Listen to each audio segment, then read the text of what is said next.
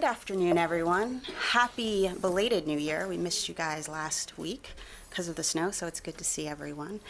I wanted to let you know that we are on day 1,116 under a CR. That's more than 3 years cumulatively.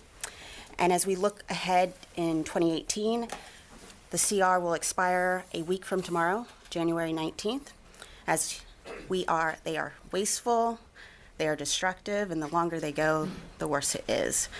So I'm going to keep my topper short today so we can get more questions in. So with that, I'll open it up. Lita. Hi, Dina, Lolita Baldor with AP. Can you give us a little bit more information on the Secretary's trip to Vancouver, what it is he's going to be doing there, what messages he's going to be sending to the countries that are gathered there? And also, I noticed that he apparently was at the Canadian Embassy yesterday for a meeting. Can you tell us what that was about? It wasn't on any calendars we saw, so I don't think any of us were actually aware he was going to do that. So can you tell us why? Was it a private meeting? Why wasn't it noticed? And what did he do there? So on Vancouver, he is going there in support of Secretary Tillerson to, one, demonstrate that we have a comprehensive approach. This is a diplomatically led effort. The sending states will be there, and he is there to support Secretary Tillerson. With respect to his engagement at the Canadian Embassy, the Secretary believes it's one of his pillars is alliances and partnerships. So he has several meetings with foreign dignitaries, and that was just in the normal course of his regular duties. Well, I guess, number one, on the Vancouver meeting, is he not going to give any remarks or make any remarks to the group there? Can you give us a sense of what his message will be? He's showing solidarity with Secretary Tillerson. He will provide some remarks. He'll be there to talk to the other dignitaries there. It is to show that, one, we have a comprehensive approach to North Korea, and that the Secretary of State is fully in the lead, and that we are here to support our diplomats to ensure that they negotiate from a position of strength. And can I just request on meetings like the one he had at the Canadian Embassy, if it's possible to include things like that on the week ahead, that would be helpful. I will take that. Thanks, Lita. Joe. Thank you, Dan. I would like to ask you about the phone call that Chairman Dunford had last night with his Russian counterpart, General Gerasimov. If you could give us more details what was about, and if they have discussed the latest attacks on 2 Russian bases inside Syria. What there were drones attacks. I'll let the General. Sure, the call did occur yesterday. It was a frank, cordial exchange of views. I'm not going to comment on the substance of the call. We don't do that as a matter of policy. To follow up, does the Pentagon know who was behind the attacks on the 2 Russian bases, Khmeimim and Tartus? Again, we're not going to comment on. I'm not asking you if you're to comment on the phone conversation. If the Pentagon is aware who is behind the attacks on those 2 Russian bases inside Syria. We're not gonna go into that. Qasim. There are reports that the U.S.-led coalition is currently training some elements of SDF to protect the borders with Turkey and Iraq. Can you update us on how it's going, and how many SDF fighters are you planning to train regarding the border security issues? That's an operational detail that I'm not going to go into at this time. We provide a broad variety of training opportunities to allies and partners in the region, but I'm not going to go into the details of that. It'd be premature at this time. Eric. Eric Rosales with CBN News. With so much emphasis being put on North Korea, we're taking a look also at Russia and the buildup of missiles that they are having. They want to go from anywhere from 7,000 to 8,000 within the next 10 years. Comments from the Pentagon on that? We are always looking and monitoring the situation. We've always said that our assistance, it's about alliances and partnerships, and we're going to continue to help our NATO allies to deter any aggression. General?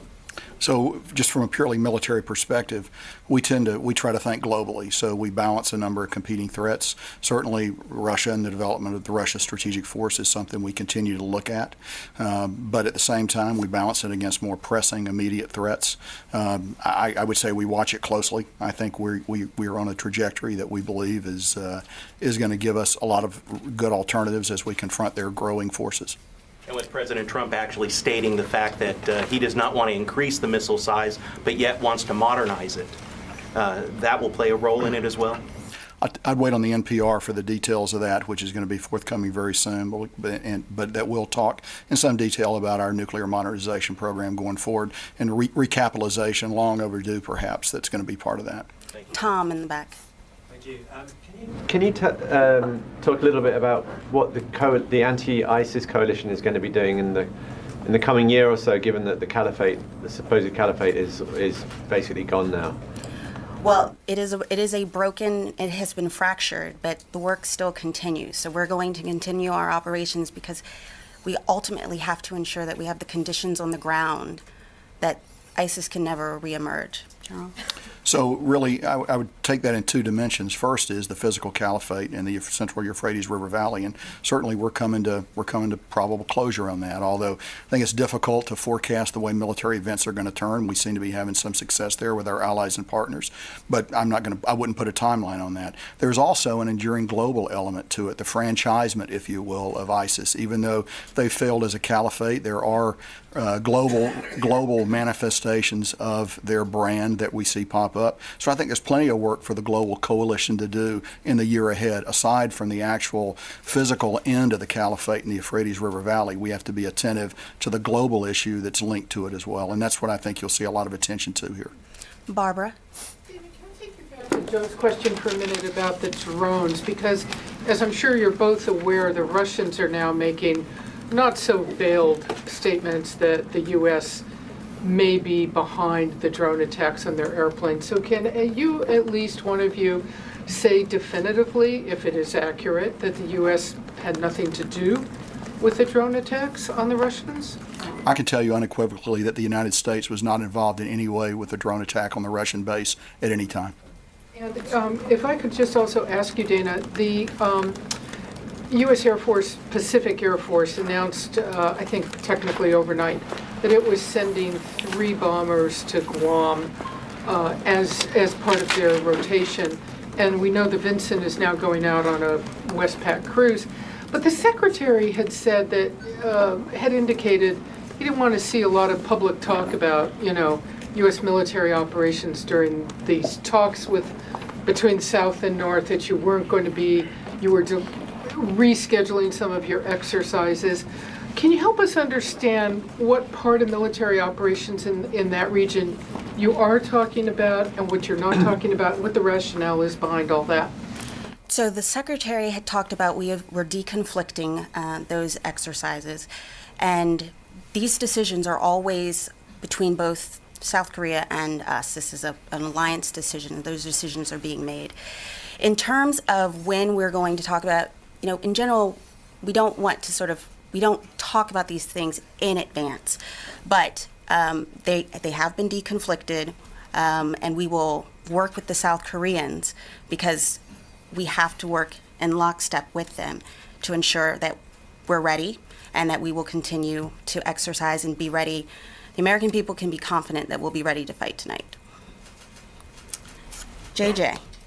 Yeah, JJ Green, WTOP Radio. I spoke with Senator Mark Warner a little earlier in the week, actually last week. And one of the things that we were talking about was the Russia situation, the investigation into the possible or allegations of collusion. And one of the things that he said was he was concerned about whether the U.S. has fielded the best 20th century military anybody could field, and is concerned about whether the U.S.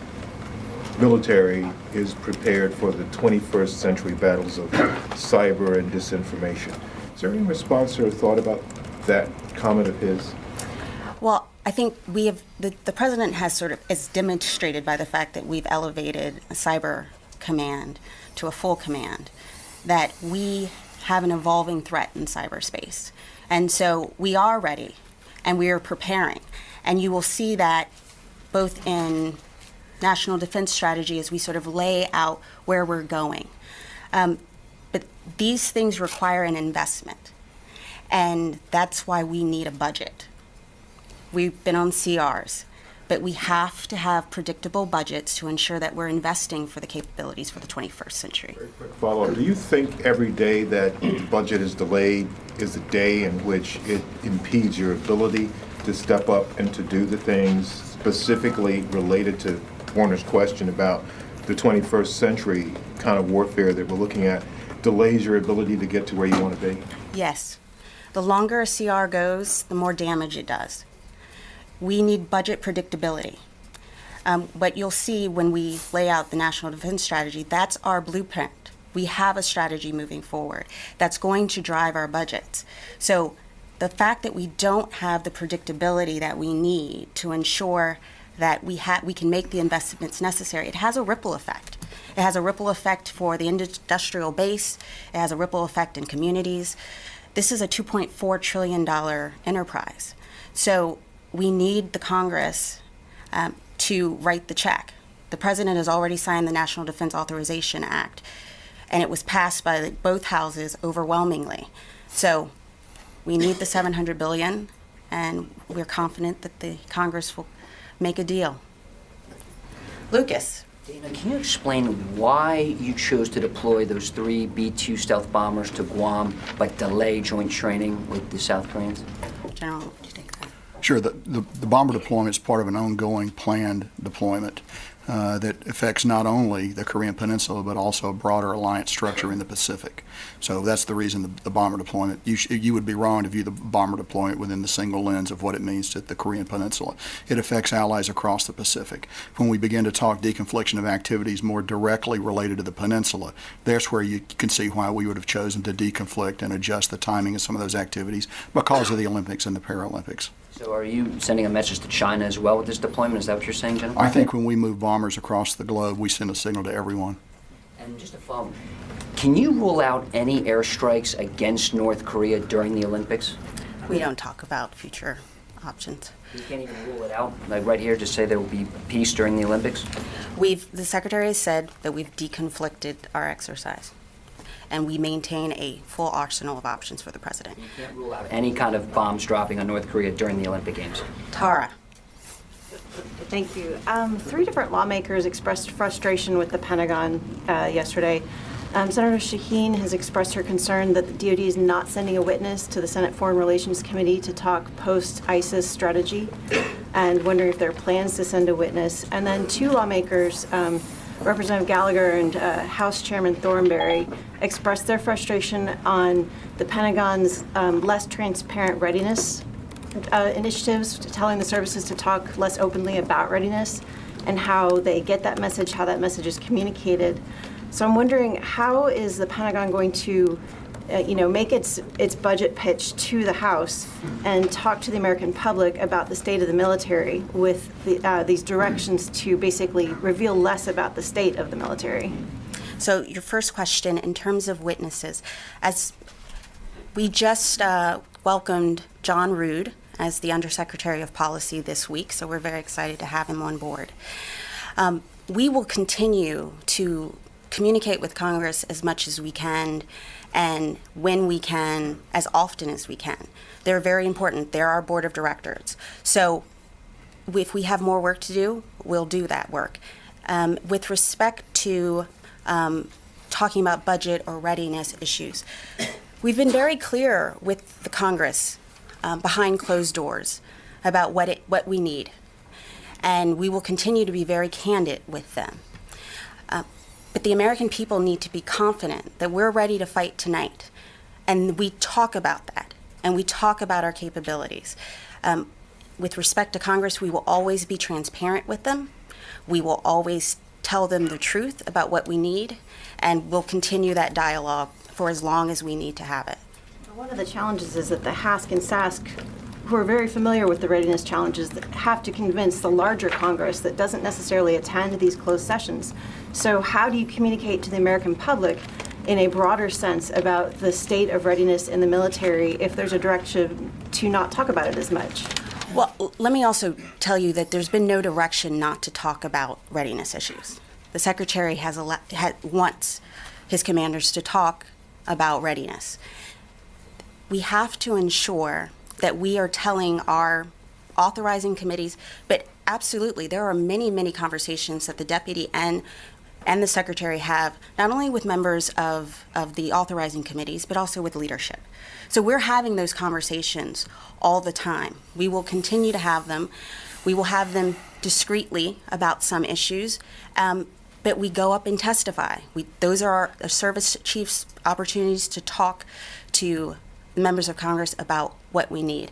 But we will continue to communicate, but we will sometimes need to communicate in a closed-door session. As opposed to no direction, last March, OSD did issue direction to the services to not talk openly about readiness, and that has trickled down to all the services, it's trickled down to the COCOMs. Are you talking about a specific memo? I'm talking, yes, about direction to the services. There was direction given about how we talk about classified, unclassified, and pre-decisional information. There was never any direction that was given about readiness in exactly readiness. It was talked about how are we talking about that information. Again, the Secretary has said many times how it's very important that we not telegraph to the enemy. American people need to know we're ready to go tonight. And Congress, and we owe to Congress exactly what we need and when we need it, and it's why we need them to pass the FY18 budget. Corey.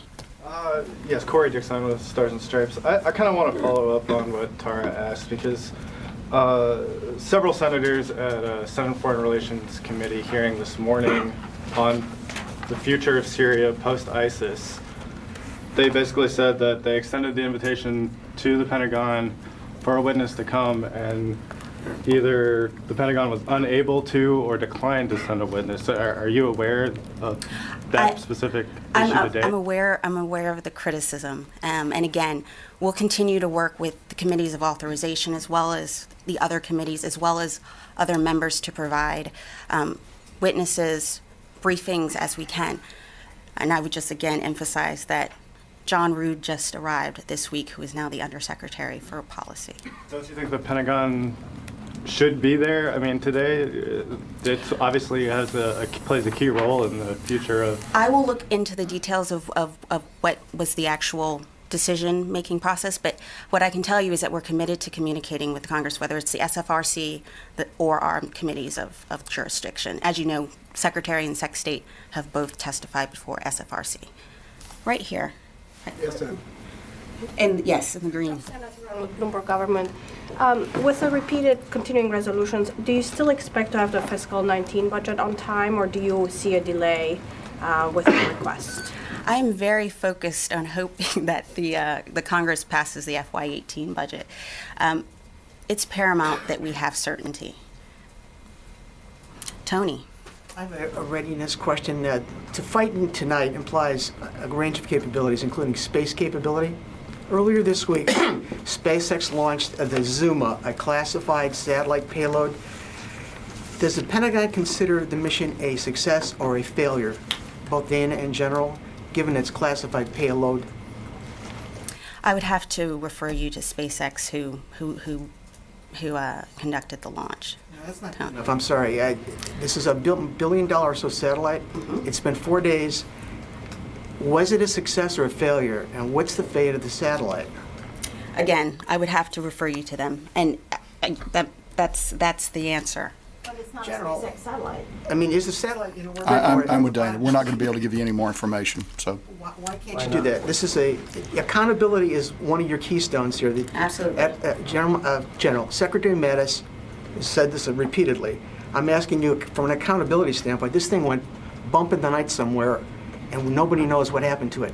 Can you give us a sense of whether you consider it a failure or a success as a mission? Again, I'd have to tell you. I'd have to refer you to SpaceX, which actually launched the satellite. But you're the government. You paid for it. You're the overseers, and you're asking us to go to the company who might have been partially responsible for the problem. I mean, that doesn't make any sense, ma'am. I'm sorry. I understand, and given the classified nature of all of this, but again, that's the answer. Will you at some point commit to talking about accountability measures the DOD is taking to not only for the lost capability, but for the lost, I don't know, hundreds of millions of dollars? So, Tony, I will take that. I will come back to you on it.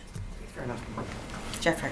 Thank you. Jeff Schogel with Task and Purpose. Has Secretary Mattis been briefed on this video which purportedly shows a U.S. service member firing a shotgun into an Afghan truck? The Secretary is aware of the video. Has he ordered any specific actions because of it? CENTCOM is looking into those allegations. It's currently under investigation. So we actually have very good procedures for this, as you know. We take these allegations very seriously. I'd refer you to General Votel's statement. CENTCOM's looking at it very hard. This is not something we look at lightly, and it'll receive all the serious attention that it deserves. And getting back to Tara's question, she described the guidance accurately. It was telling press shops not to talk about readiness shortfalls lest it encourage an adversary like North Korea to attack us. I would like you to take for the record whether the services are allowed to talk about readiness and what they are not allowed to talk about. I can tell you that the services are allowed to talk about readiness. That contradicts the guidance from March. The services are allowed to talk about readiness. Right here. Thank you very much, Madam. Before my two questions, first of all, it's never too late. Happy New Year to everybody. Happy New Year. My question on India and U.S. relations is concerned that Secretary was in India, and also, of course, India has a now first woman on the globe as Secretary of Defense or Minister of Defense. Where do we go as far as we enter the new year, as far as U.S.-India military-to-military relations are concerned? Well, I was with the Secretary on that trip, and it was a pleasure to meet India's new female Minister of Defense. There's an opportunity. India has contributed a great deal in terms of developmental aid in Afghanistan, and we're excited about the opportunities for India to participate in the South Asia strategy and how we secure that region. They're an important player, and in 2018 we look forward to doing more with them. And our second question, Madam, as far as the Pakistan-U.S. relations are concerned, this issue has been going for over 20 years. I've been asking everywhere here at the State Department and the White House. Then it came 10 years ago almost. Osama bin Laden was found in Pakistan. They kept denying, and now they keep denying that they have any terrorism, and their foreign secretary or foreign minister have admitted that, yes, they have tons of terrorists inside the country. It will take time. But why it will take time? What, they were sleeping? How much now can you trust Pakistan that they will be with you to combat or go after terrorists? We believe that Pakistan has the ability to address this threat, and this is an opportunity for them to take decisive action, and we look forward to working with them to encourage them to do so. Hans? There's a report in the Daily Beast that government employees, including from the United States Navy, use government servers to assess a revenge porn site. You guys aware of this report? Are you investigating on your own? And can you remind us of the protocols that Navy employees have when they do use government servers? So I am aware of the reports, and the department has procedures that all employees must train on with respect to the use of websites. With respect to this specific issue, I know the Navy is working it, and I would refer to you to them for more details. Okay, if I have a separate line to General McKenzie, you just said that whenever we move strategic assets, it's referring to the B-2, that you're sending a message to the entire world. That conflicts a little bit with what we were told about this beforehand, that this was just a normal scheduled rotation. So is this a scheduled rotation, or is this meant to send some sort of strategic message? Yeah, actually, I disagree with the premise of your question. I think scheduled missions deliver a message. It doesn't have to be an unscheduled mission to deliver a message. So I would say that we are sending a message by executing scheduled deployments. Can I ask how long the B-2s are going to be staying and are going to be deployed to Guam? Don't have that information off the top of my head. Can you get that? Is it days, weeks? If I can share it with you, we'll get back to you on it. Jamie.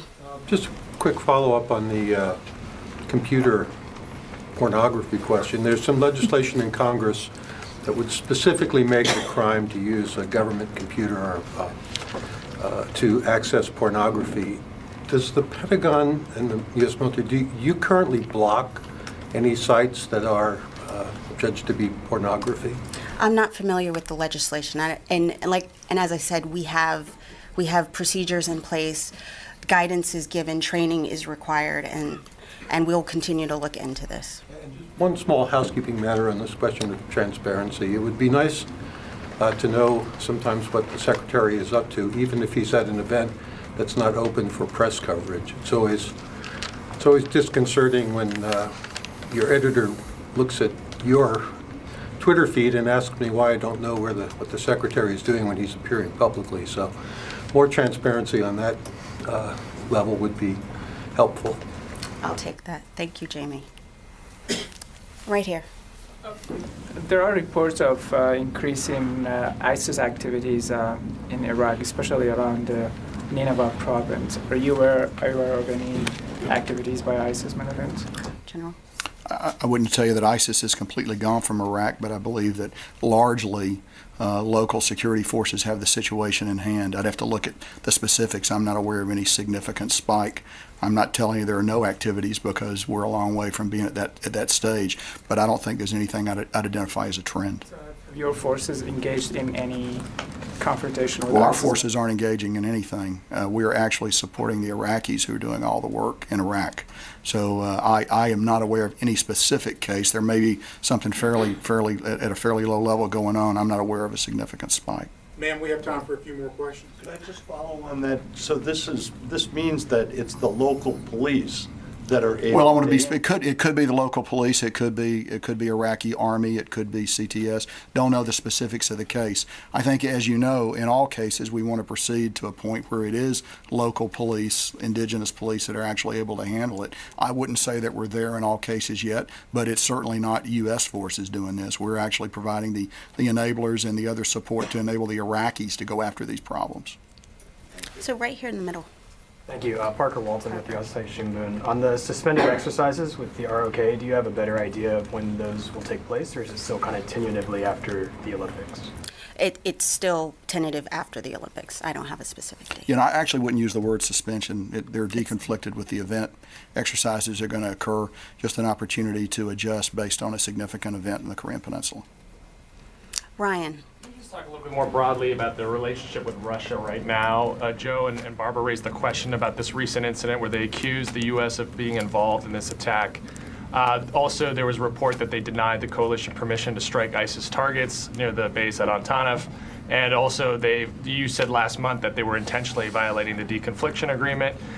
Have the relation deteriorated in Syria with the Russians? Is it worse off than it was a month ago? Is it better off? Is it about the same? Well, we're still deconflicting, but I'll let the general talk to that more. Sure. So we maintain communication with the Russians on what goes on in Syria at a variety of levels.